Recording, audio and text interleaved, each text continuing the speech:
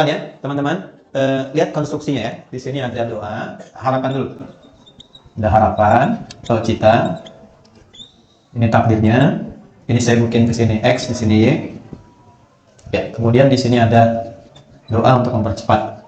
Di sini ada ujian. Di sini ada pengabulan jawaban. Kalau di ritual umroh atau haji, di sini ada sofa, di sana ada marwah ya. Baik. Nanti kita jelaskan. Sebetulnya ada banyak sekali hikmah dari ritual kita yang sekarang sayangnya menjadi ritual saja, walaupun pahala ada. Pahala itu diberikan pada keikhlasan dalam penunaian ibadah secara benar. Jadi kalau Anda sholatnya benar dari awal sampai akhir dan ikhlas, pahala diberikan.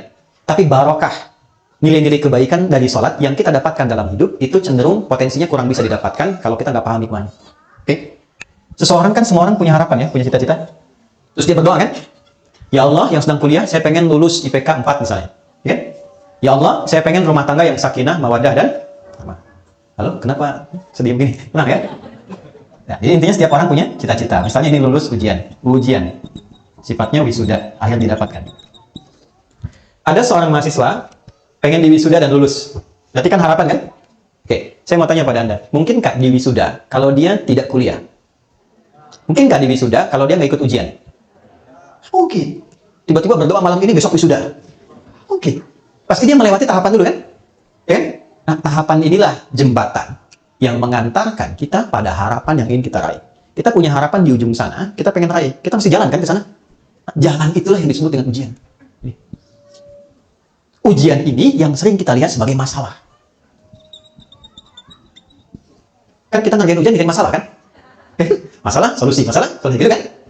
Nah, jadi sesungguhnya ujian atau masalah ini diberikan oleh Allah kepada kita bukan ingin membuat hidup kita bermasalah, bukan. Tapi ingin mengantarkan kita pada harapan dan doa yang pernah kita mohonkan. Memang jalannya mesti ini. Makanya kenapa masalah kita beda-beda, walaupun substansi rasanya sama, karena apa yang kita alami itulah yang sesuai dengan yang mengantarkan pada apa yang kita inginkan.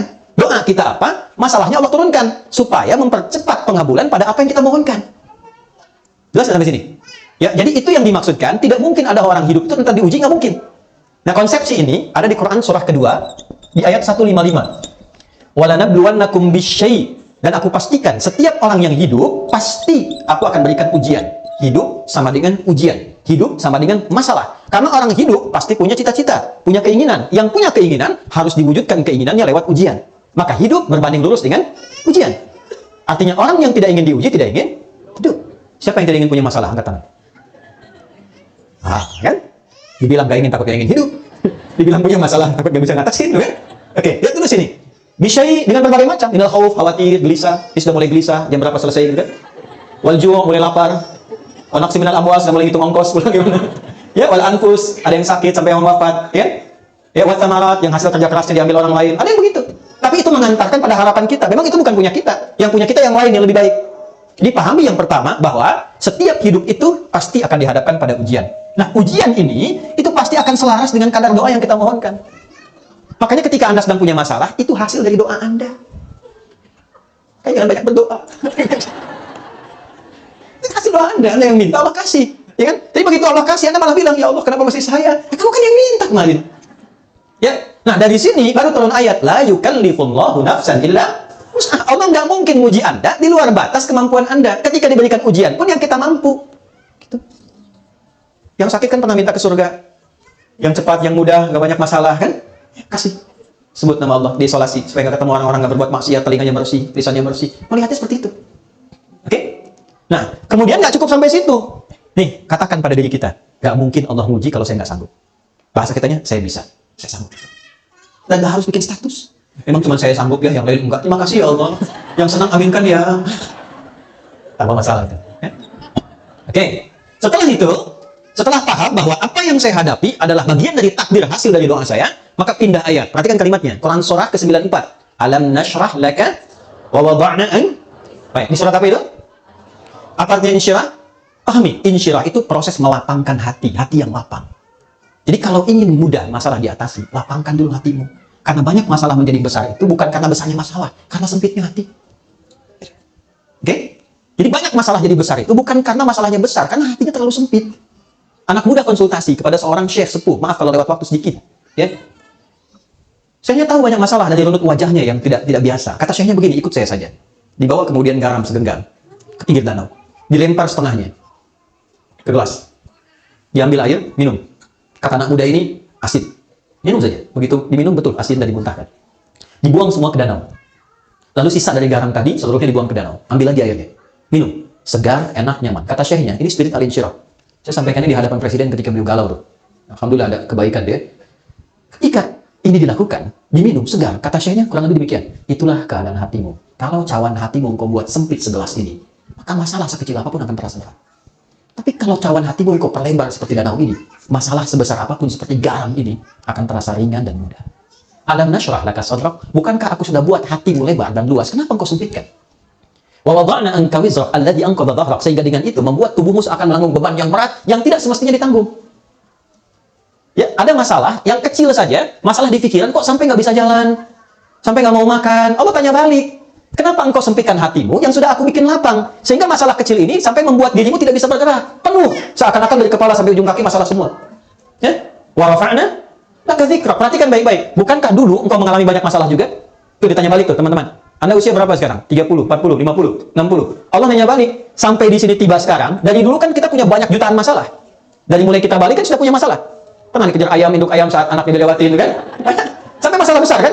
Nah, Allah tanya balik, ribuan masalah itu kan pernah engkau selesaikan. Kenapa yang satu ini kemudian kau merasa berat?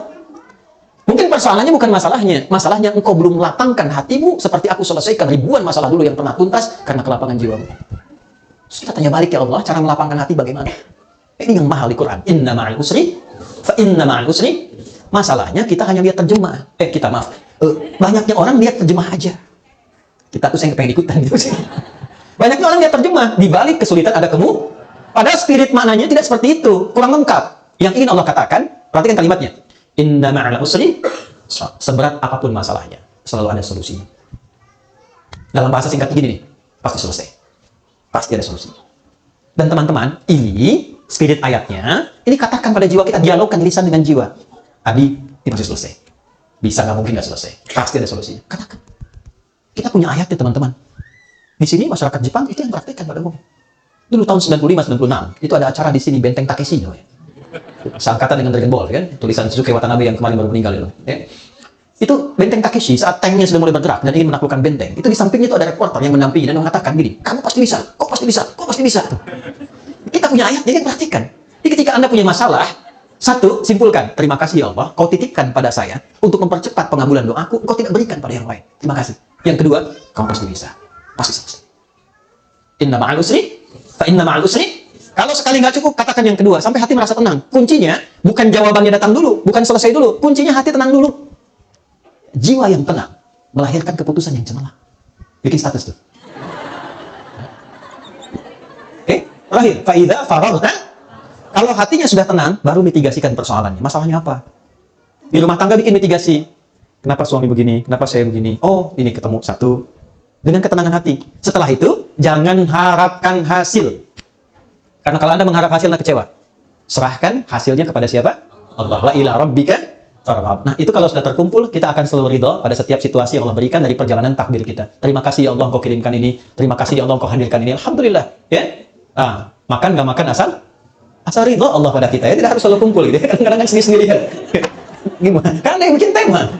Ya, baik, saya kira itu yang penting untuk saya sampaikan. Dan yang sebagai penutup, sebagai bonus, tolong cari lawan yang positif untuk berlatih keridhaan. Itu rumus di Quran surat Asy-Syams. Jadi kalau ada yang A kurang bagus, cari yang B yang bagusnya. Bisa. Jujur lawannya apa? Jujur lawannya apa? Bohong. Rendah hati lawannya apa? Sombong. Baik, sombong diciptakan bukan ingin membuat Anda sombong, tapi supaya rendah hatinya muncul. Jadi kalau ada muncul tentang sesuatu yang terlihat sombong, berarti saya mesti rendah hati. Kenapa mesti Anda yang lihat? Marah lawannya apa? Sabar. Jadi kalau pulang dari sini, lihat suami marah, ibu langsung simpulkan, marah dititipkan pada suami saya. Bukan ingin menjadikan suami saya kemarah, tapi ingin menitipkan supaya kesabaran saya meningkat, agar sanggup mengatasi persoalan rumah tangga lebih besar di masa yang akan datang. Jadi kalau suami datang, marah-marah, alhamdulillah. Kamu kenapa ketawa? Terima kasih ya Allah telah mengirimkan amarah pada suami saya, sehingga saya bisa belajar sabar. Dan suami juga punya alasan untuk marah. Cemberut apa lawannya? Anda pulang ke rumah isi cemberut. Waalaikumsalam. Kayaknya kenal ya. Setelah itu kasih mas 2 kilo selesai marahnya. Emang isi saya masih ada nggak? Udah nggak ada kan?